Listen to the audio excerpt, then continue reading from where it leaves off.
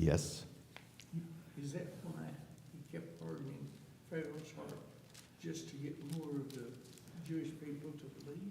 It could be. I don't know. I mean, why he does his, I was reading. can't really question that part. I just kept asking myself that question. I think that that Moses wrote that God said, "I do this to show Egypt as well as the Israelites, Yeah, of his my power. Yeah. my glory, And I'm in control."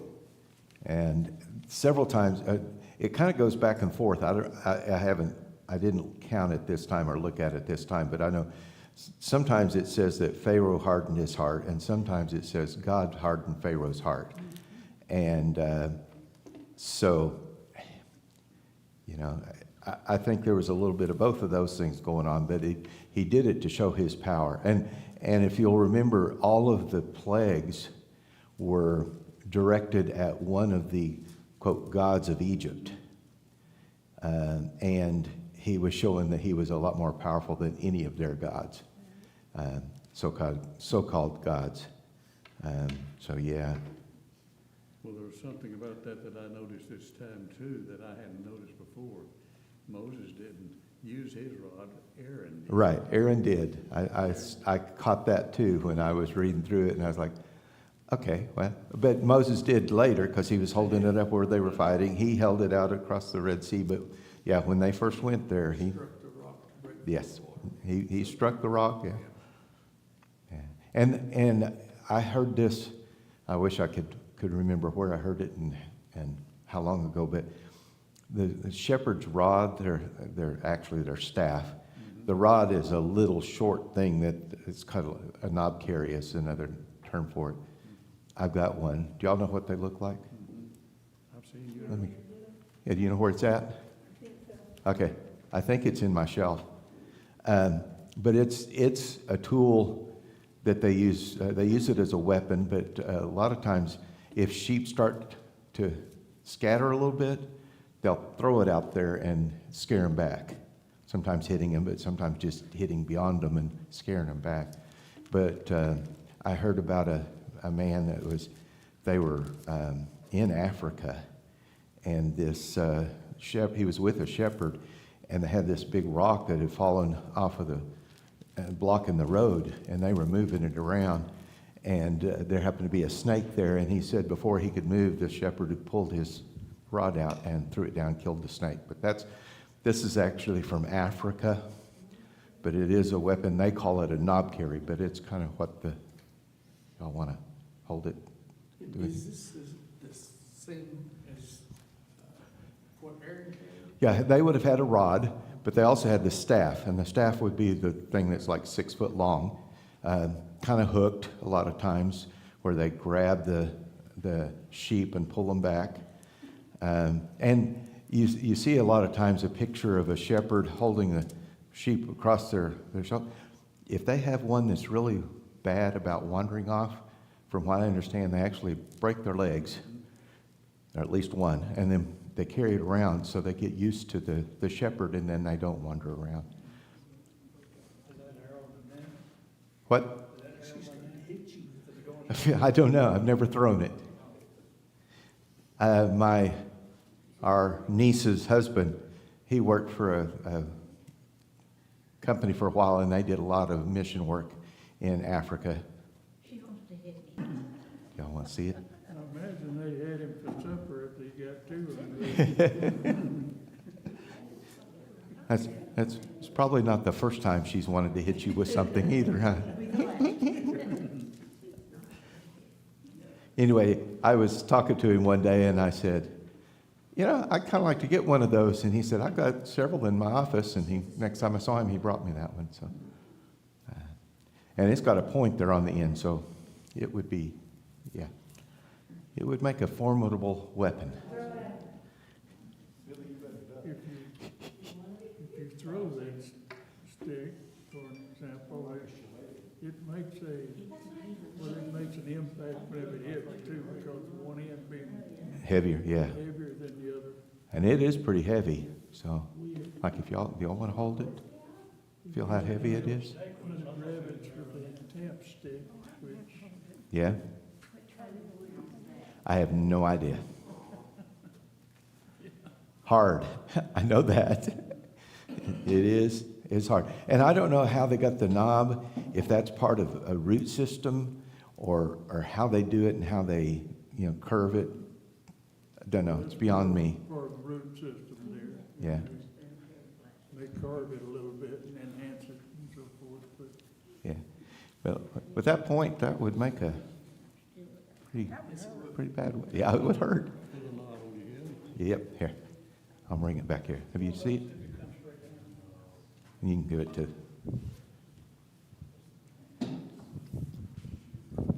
And I always wondered because the size of the Ark of the Covenant, and it said they put in Aaron's rod that budded, and I'm thinking of this big 6-foot long staff. How did they get it in there? But I'm sure it was probably that. And in Psalm 23, it says, "Thy rod and thy staff, they comfort me." That's both of them. Yeah. Kind of got sidetracked there. Anything else stood out to you this week? Yes. Whenever he was doing the plagues on Egypt, did the children of Israel go through the first 3 plagues? Yes. Okay.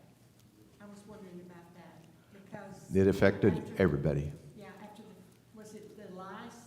That's when God made a division? No, it's 1 and 2. The third one, I think, was the one that was different. Okay. Because no, I don't remember now. He made a difference between the land of Yes. Goshen and Egypt. Yeah. Yeah, but they did go through 3 of them? At least 2, and it might have been 3. I don't remember now. That's where he stopped it before he died. Yeah. The third was the gnats, if I remember right. And I don't have that. I've preached through that part before, taught through it before. But it's like they're in sections. The 10 plagues are in, the first 9 plagues are in 3 different sections. And it's like one of them, God sends Moses, the first one of each of them. And then the next one, they just happen without them going. And then one is like Pharaoh calls him, or it's something like that. But it's 3 distinct ways of starting them, and there's 3 sets that are like that. Things that just really amaze me. Number 1, it says that they threw the snake down, or threw the rod down, became a snake, or the staff down, became a snake, and the magicians did the same thing. And then the second one was turning the water to blood, and the magicians did the same thing. And I'm thinking, why? It's just making matters worse. Yes, you have very little water, and you're going to take what little water you have and make it blood too? Yeah. Don't know. The first plague was out of blood, and the first plague was that turn the water to blood. Yeah. And then It looked like that they wanted to show their power, they would have done it the other way around. Yeah, but they couldn't do that. And I had a youth minister friend. Bob probably knows him, but I can't remember his name. I just know, I think it was at that first Super Summer, 84, and we had the one for the youth ministers. We had our own little khaki school, is what they called it. Do you remember that at all? Vaguely remember it. And whoever led that, I think, was the one, or it was either him or the guy at Putnam City at that time, Putnam City Baptist Church. They did a sermon called "One More Night with the Frogs." And I always remembered that title because Moses goes to Pharaoh and he says, "I'll give you the honor of when the frogs will leave or when they'll all die out." And he said, "Tomorrow." So they had one more night with the frogs, and talked about how a lot of times we put things off. Well, he could have stopped it right then, but no, he didn't. Mm-hmm. On the plague of the blood, Mm-hmm. on the 7th chapter, God's talking to Moses, but he said, "The fish in the Nile will die and the river will stink, the Egyptians will not be able to drink the water. Right. Doesn't say anything about The Israelites.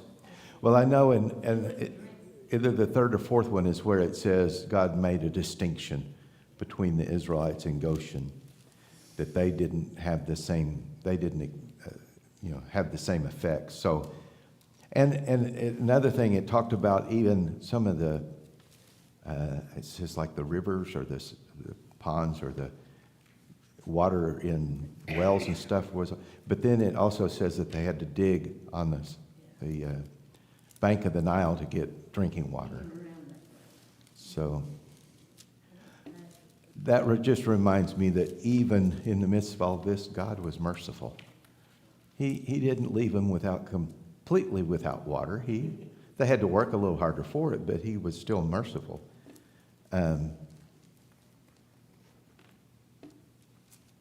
Okay. I've got some stuff to talk about, but I've gotten my questions from last year. I was looking through those. How long were the Israelites in Egypt? Y'all remember that? 430 years. To the very day, right? 430 years to the very day. And, of course, when he told Abraham, he said that they'd be in there for 400 years. That's just kind of a roundabout number. It wasn't exactly. But 430 years to the day, that's really exact. And it seems like when you're reading through there that the plagues just happened one right after another, but there was time between them. I don't remember total. I want to say it was 6 to 8 months between the first one and the last one, something along those lines. And so I guess I should have got out my old sermons and read through them so I would be more prepared for that part of it. When they left, God led them the long way around. Why? Because they were afraid of battle, of war. They were afraid that if they went straight through, they'd go through the Philistines' territory, and he was, I don't think he was scared, but he knew that they couldn't handle that the people would revolt if they were experiencing war that quickly. They did experience war, but it was after a few weeks or months. I love what she said, and I wish I could remember exactly how she said it, but talked about the pillar of cloud and the pillar of fire and how the practical things about it. Do y'all remember any of that? Well, there was shade or coolness, It was shade during the day, yeah, because they're in the desert. and there was rain possibly from it. Yep, The fire was heat or warmth.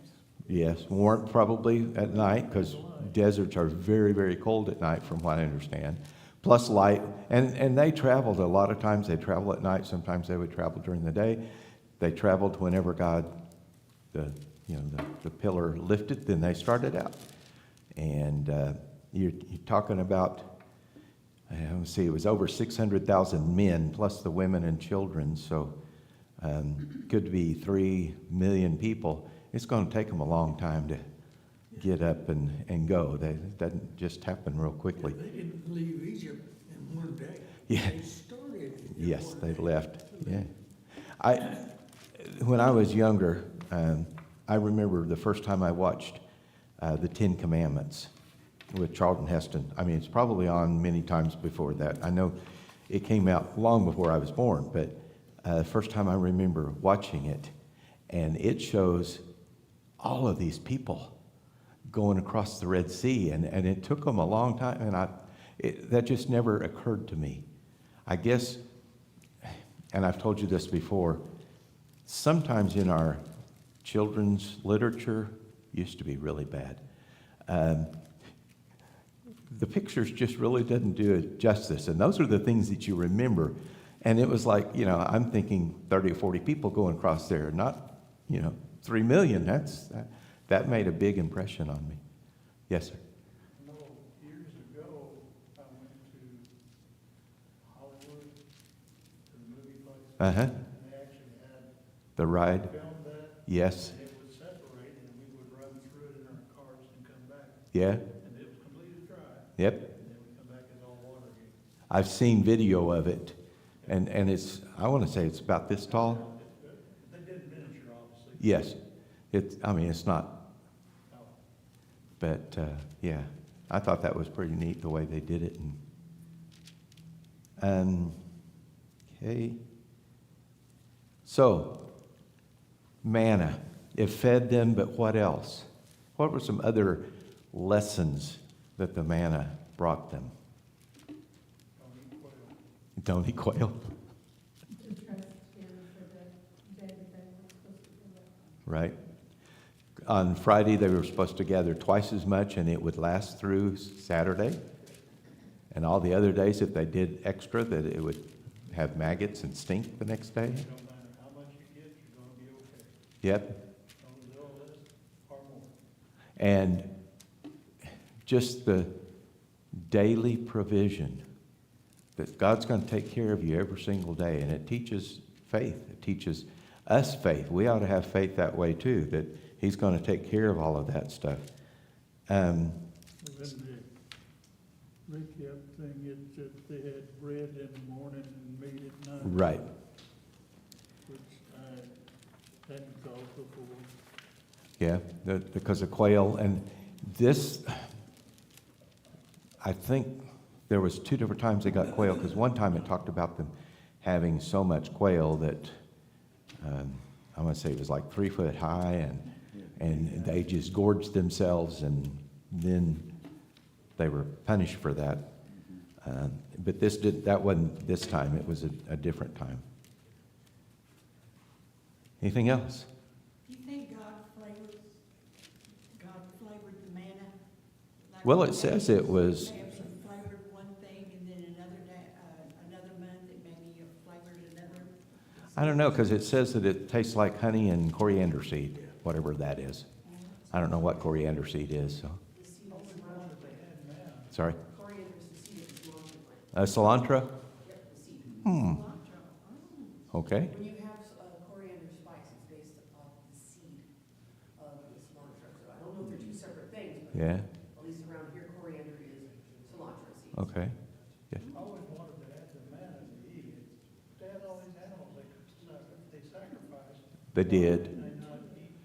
So that, Probably, I doubt if they had enough animals. I mean, they could have fed themselves for a week or so, but not for 40 years. but So. they were sacrificing so many. Right. Yeah, I know they had a bunch, but they didn't have, They were off limits. they wouldn't have that much, I don't think. Yep. I just thought of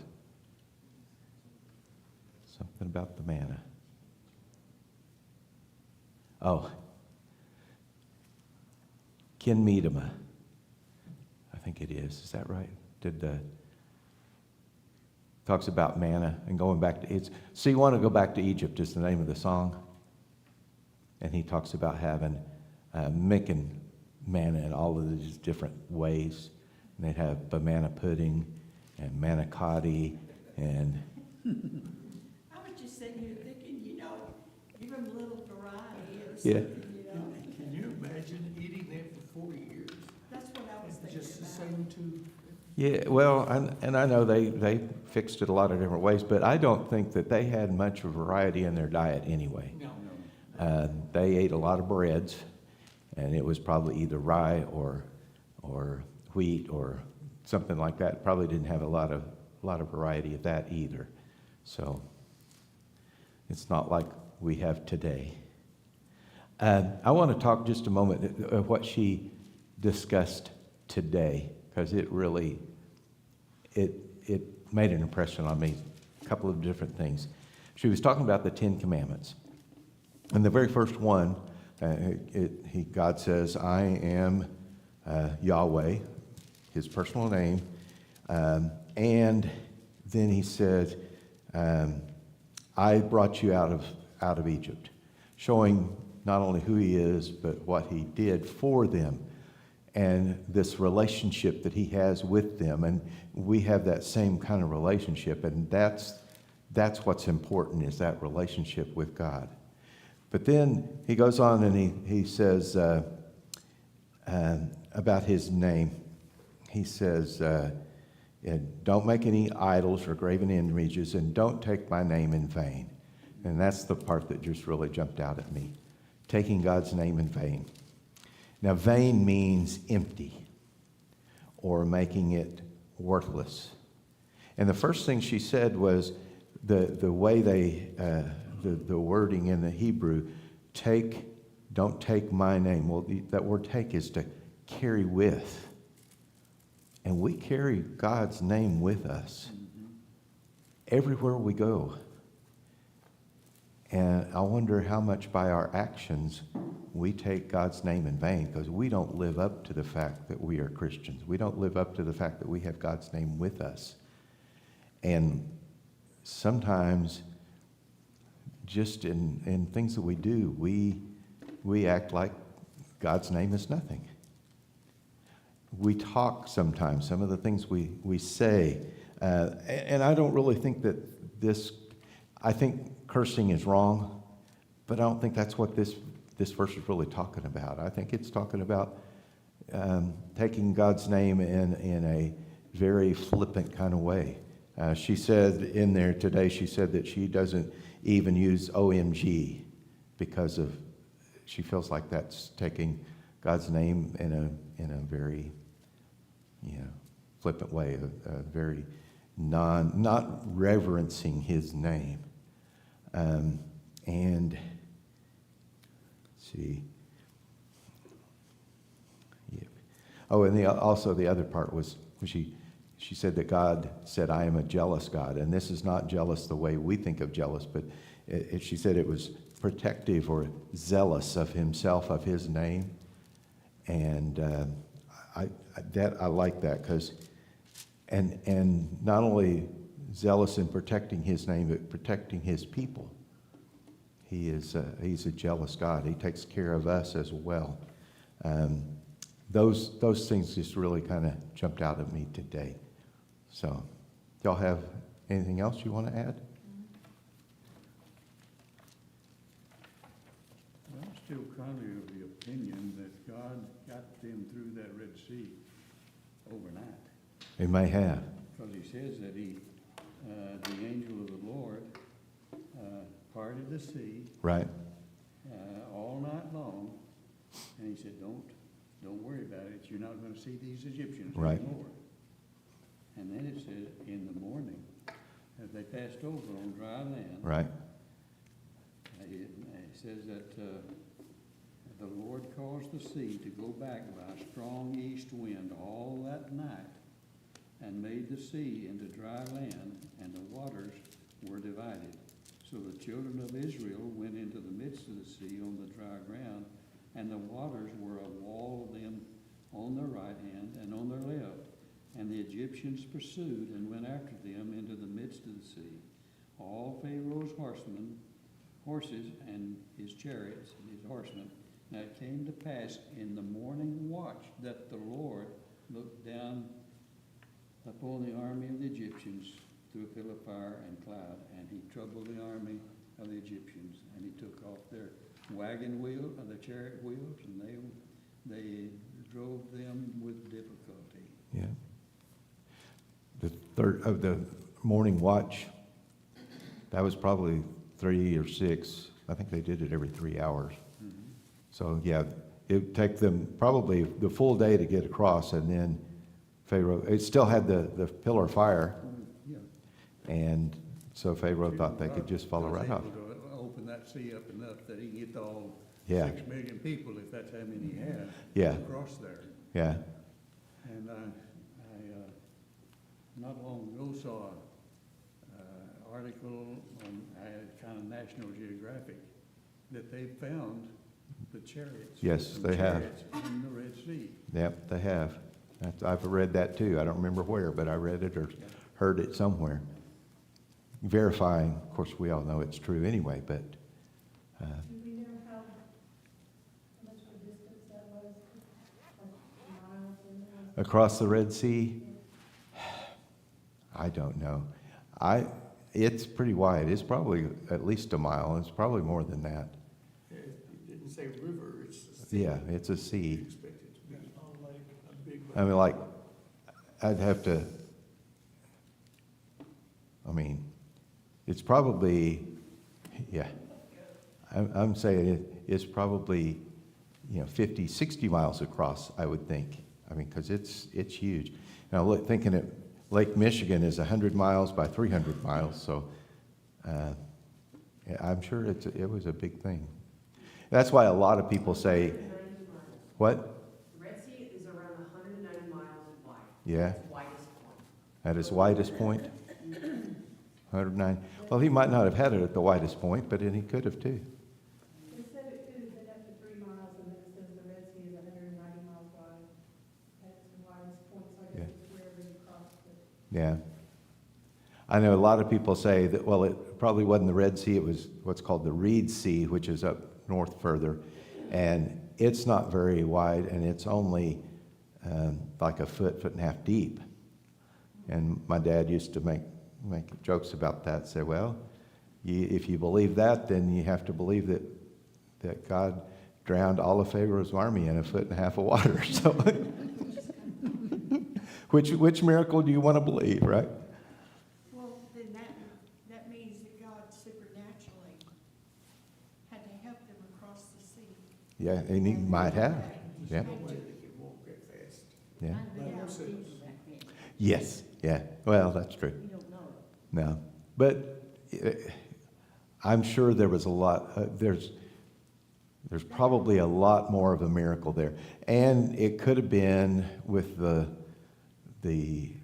it could have been just like with Joshua that the sun just kind of stopped and let him get all the way across, or they didn't know it was night because of the pillar of fire. I don't know. I mean, one of those things we can ask when we get up there.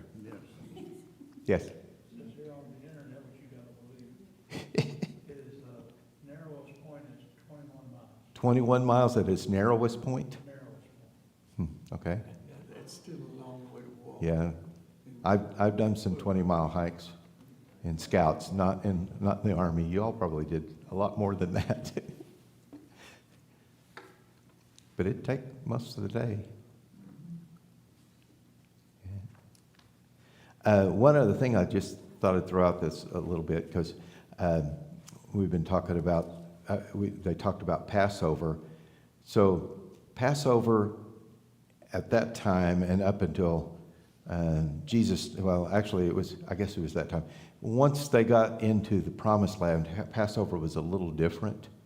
Before there, while they were in the wilderness wandering around, and the first one, God told them to, take their staff in their hand, eat it in haste, and, get through it really quick. But once they get into the Promised Land, then they're to recline. Everyone should have a pillow to sit on, or kind of lean on, lay down on, and you take your time, because now you're in the Promised Land. You don't have to eat it in a rush like you did before. But the way the Jewish people still celebrate it, there's a lot of things that point to Jesus. Probably one of the most obvious ones, they have this little bag, and I forgot what the bag is called. Maybe it'll come to me in a minute. But it's got 3 pockets. And before you start the whole meal, you take a piece of matzah and put a piece of matzah in each of those pockets. Something tosh. It'll come to me, I hope. And then at one point in the meal, the father takes the middle one out, breaks it in half, puts half back in, and the other half goes in what's called the afikomen, or the dessert bag. And then he will take it and hide it someplace in the house. And at the end of the meal, the kids go hunt for it. And when they find it, whoever finds it and brings it to him, they redeem it by giving him money. One of the books I read said his dad always gave him $10, so they really fought over who was going to find it, and they looked everywhere for it. But they said if you ask a Jewish person, not a Christian Jew, but a practicing Jew, what those 3 things are, they'll say, well, it's the law, the prophets, and the writings. And then, well, why do you take out the prophets and break it in half? I don't know. Others would say it was Abraham, Isaac, and Jacob. Well, why do you take Isaac out and break it in half? I don't know. But it's very obvious to us. It's Father, Son, Holy Spirit. Why do you take the middle one out? Because Jesus was, he was killed. He break in half, you hide him, you bury him, and he comes back, right? And and then as a symbolic, not of us redeeming Jesus, but Jesus redeeming us, that you have to pay for that. So even though he paid the price for us. There's a lot of things like that in the Passover. And so anyway, I wanted to share that one with you. I started to bring my little bags, but they're in my closet down below everything, and it would have taken me 10 minutes just to get down there. So How often do they celebrate the Passover? every year. Once a year? Mm-hmm. Yeah, once a year. Okay, it's not celebrated like every month? Mm-mm. It's once a year, that's what I thought. It's the same time as we would celebrate Easter. It's their calendar is based on a lunar calendar, based on when the full moon is, and so that's why Easter goes from anywhere from the second or third week of March to the second or third week of April, because when the new moon and the full moon are, that's why it moves back and forth. But that's the time that they celebrate Passover. In fact, Jesus is our Passover lamb because he was crucified right before Passover, and then he rose on Sunday morning. No, Yom Kippur that's the Day of Atonement. That's when the high priest goes into the Holy of Holies, and that's in September, October time period. This would be in the spring.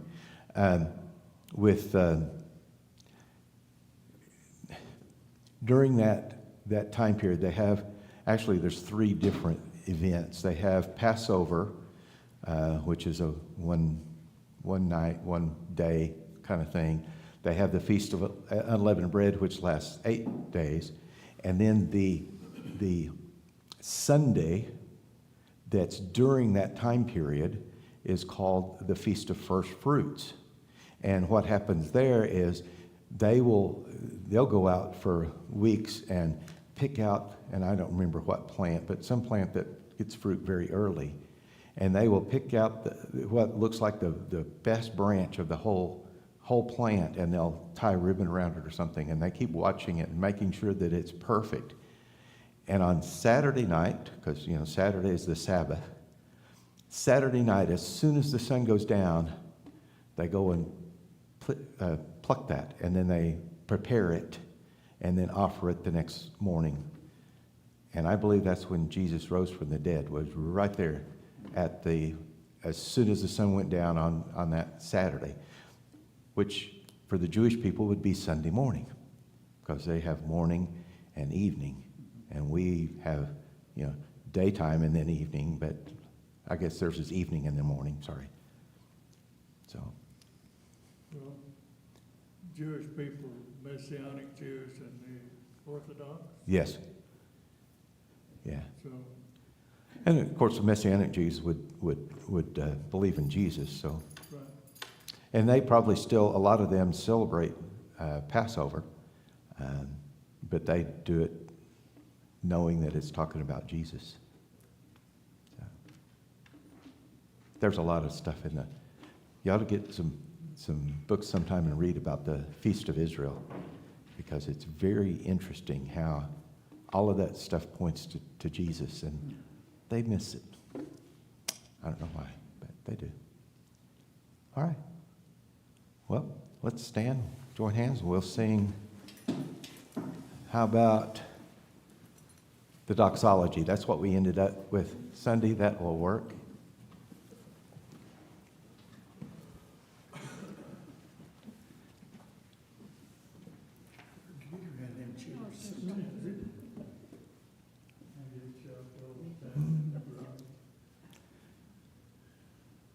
Are you doing something back there? No, wait. Oh, okay. Praise God from whom all blessings flow.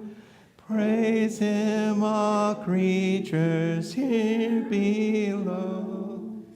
Praise Him above, ye heavenly hosts.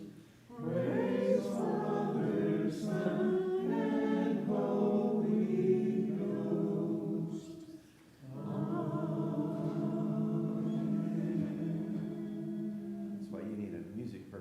started, not So me. you start July?